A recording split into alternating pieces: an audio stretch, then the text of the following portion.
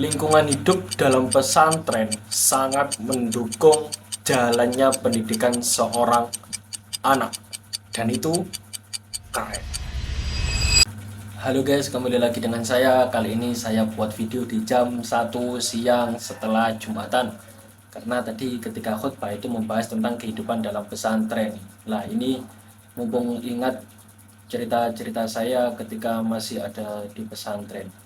Jadi di pesantren itu banyak peraturan yang tidak tertulis, banyak peraturan yang secara resmi itu tidak ada, tapi semua terbentuk dari lingkungan hidup, dari teman-teman, dari keadaan sosial ketika di pesantren. Contohnya dulu saya ketika masuk pesantren itu kelas 1 aliyah atau kelas 1 SMA.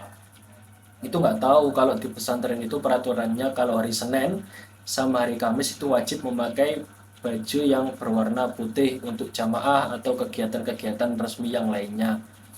Nah, di situ secara tidak langsung saya sampai lulus pun ya mengikuti peraturan itu. Entah apa hikmahnya, entah peraturan itu kapan dibuatnya, itu bisa saya pahami di akhir-akhir seperti ini. Disclaimer, ini sesuai pengalaman saya, sesuai dengan pemahaman saya. Jadi kalau ada yang setuju ya silakan, kalau tidak, kalau ada yang tidak setuju ya bisa dikoreksi supaya saya bisa belajar lagi. Oke? Kemudian ketika ada kiainya itu lewat, kita harus menunduk. Itu tidak diajarkan oleh kiainya, tapi kita meniru kakak-kakak atau kangkang atau santri-santri yang sudah senior. Kemudian ketika kiainya itu duduk dan kita lewat di depannya, itu ya harus berjalan dengan lutut.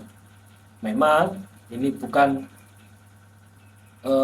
adab ini tidak diterapkan di semua pesantren, karena peraturan atau tata krama di pesantren itu menyesuaikan dengan daerahnya masing-masing, dan berjalan dengan lutut ini termasuk budaya yang ada di Jawa.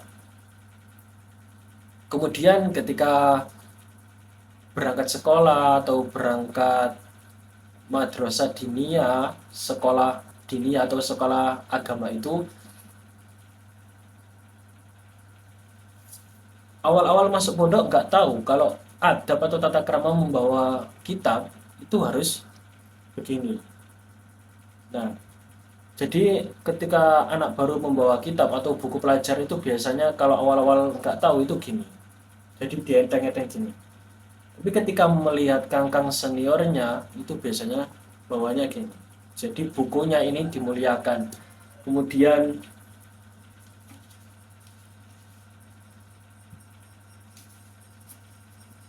cara penataan buku, penataan kitab juga diatur.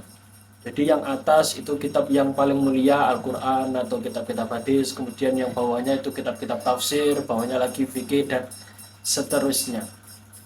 Nah, itu tidak diumumkan secara resmi, nggak tertulis di Bigora gitu, enggak. Jadi semuanya mengikuti lingkungan yang dimana lingkungannya itu sudah ditata, terdidik ketika mengaji. Jadi ketika sekolah itu dibeberkan alasannya, kenapa kamu kok harus begini, kenapa harus begini, tujuannya itu ini, tujuannya itu ini. Nah, jadi peraturannya itu enggak, kamu harus jamaah, kamu harus pakai baju putih, kamu harus nunduk kepada kiai, kamu harus menghormati orang tua. Enggak spontan. Semua itu dibeberkan alasannya satu persatu seiring berjalannya waktu. Makanya kenapa kok mode itu bisa sampai bertahun-tahun, karena banyak hal dalam kehidupan yang perlu kita pahami, yang perlu kita cari hikmahnya. Kemudian kemudian saya mengambil banyak hikmah, saya mengambil banyak pelajaran tentang peraturan kenapa kok dibuat seperti itu. Nah, kalau sekarang kan di pondok saya itu jamaah wajib menggunakan baju putih semua, yaitu yang melambangkan kebersihan diri, tohiran wabatinan, luar dalam. Kemudian ketika semua memakai baju putih itu ya seperti pembahasan kemarin, tidak ada yang namanya kasta, semua sama ketika berjuang, semua sama ketika beribadah di hadapan Allah Subhanahu wa taala. Ya seperti kita lihat di Mekah lah, ketika orang memakai baju ihram, ketika orang tua tawaf semua memakai baju yang putih, kan indah dilihat, itu kan di mata itu kan jreng gitu ya. Di mata itu jreng. Bayangkan kalau orang ihram itu memakai kain khas daerahnya masing-masing, Indonesia memakai batik misalnya kan gak enak. Kemudian orang India, orang Pakistan itu menggunakan kain-kainnya sana, motif-motifnya sama sana, itu kan gak enak tuh. Jadi oh ini orang Indonesia, oh ini orang India, alah orang India itu gini-gini, alah jelek batiknya Indonesia, jelek batiknya sana, jelek batiknya sana. Tapi kalau semua memakai pakaian ihram sama itu sama, nggak ada yang saling mengunggulkan diri, nggak ada yang saling mencela antara satu dengan yang lain. Dan itu salah satu hikmah dari kenapa peraturan di pondok saya itu ketika jamaah memakai baju putih. Mungkin ya semoga saja, semoga lagi kita bisa meniru para jamaah haji, jamaah umroh, dan kita bisa menyusul mereka. Karena apa yang kita lakukan di pondok pesantren itu hampir sama dengan yang mereka lakukan. Contohnya lagi ketika roan itu kerja bakti ya guys, bukan feodalisme. Itu keinginan sendiri dari santri itu untuk mengabdi. Terkadang niatnya anak-anak itu, kalau anak baru ya, itu bukan langsung pure ingin mengabdi dan ingin memberikan kebaikan, itu bukan. Tapi karena pengaruh teman-temannya yang kangkangnya yang ikut roan itu atau kerja bakti itu. Di pondok itu kan biasanya ketika dalam masa-masa pembangunan itu kan angkat-angkat pasir, angkat batu bata, sesuatu yang berat. Dan dengan itu banyak anak pondok itu yang suspek. Jadi badannya itu terbentuk karena sering roan itu. Nah itu mempengaruhi adik-adik yang pengen juga memiliki badannya six pack seperti itu. Jadi nggak pure ingin mengabdi. Ya namanya perjalanan kan harus ada prosesnya. Tapi lama-kelamaan setelah ikut roan lama ya, hati mereka sudah tertata bisa ikhlas, mereka bisa tertata niat untuk mengabdi kepada pondok pesantren.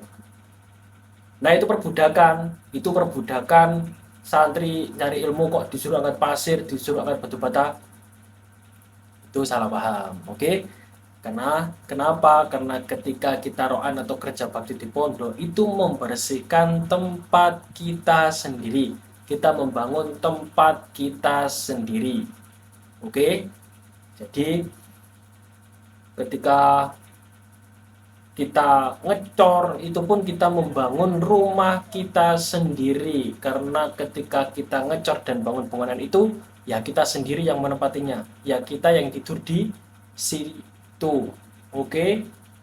Nah ya ada suatu saat roan atau kerja bakti kita itu gotong royong ketika dalam pembangunan dalam itu rumahnya kiai. Kenapa kok bisa mau, kenapa kok bisa mampu, kenapa kok bisa ikhlas? Ya karena mereka atau para guru-guru kita, kiai kita itu juga memberikan hal yang sama kepada kita, tapi dalam bentuk yang berbeda. Dari sini kita pahami lah ya, bahwa kita seorang santri itu bukan siapa-siapanya kiai. Awalnya bukan siapa-siapanya kiai, anak orang, tapi dititipkan kepada orang yang gak kenal sama kita, orang yang gak pernah ketemu dengan kita, tapi kita dididik, tapi kita didoakan di sepertiga malam.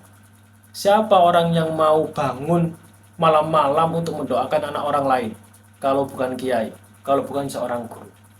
Berat toh, kita bangun untuk diri kita sendiri aja susah, berat apalagi kita bangun malam untuk mendoakan anak orang lain yang bukan darah daging kita, yang bukan saudara kita, yang tidak banyak memberikan sesuatu kepada kita. Kan berat tuh guys. Ya jadi itulah yang tertanam dalam hati santri itu kenapa kok bisa sampai mau mengabdi sedemikian itu. Ya, itu lingkungan pondok itu tidak banyak peraturan resmi yang tercantum, tapi mereka terdidik oleh keadaan sosial dan perilaku sosial di lingkungannya. Jadi seperti itu kurang lebihnya. Mungkin membahas tentang pesantren nanti ada part 2-nya. Oke, untuk kali ini semoga bermanfaat. Disclaimer tadi ya guys, ini sepemahaman saya, ini sesuai dengan pengalaman yang saya alami sendiri. Kalau ada yang setuju silakan, kalau nggak ada silakan koreksi supaya saya bisa belajar lagi.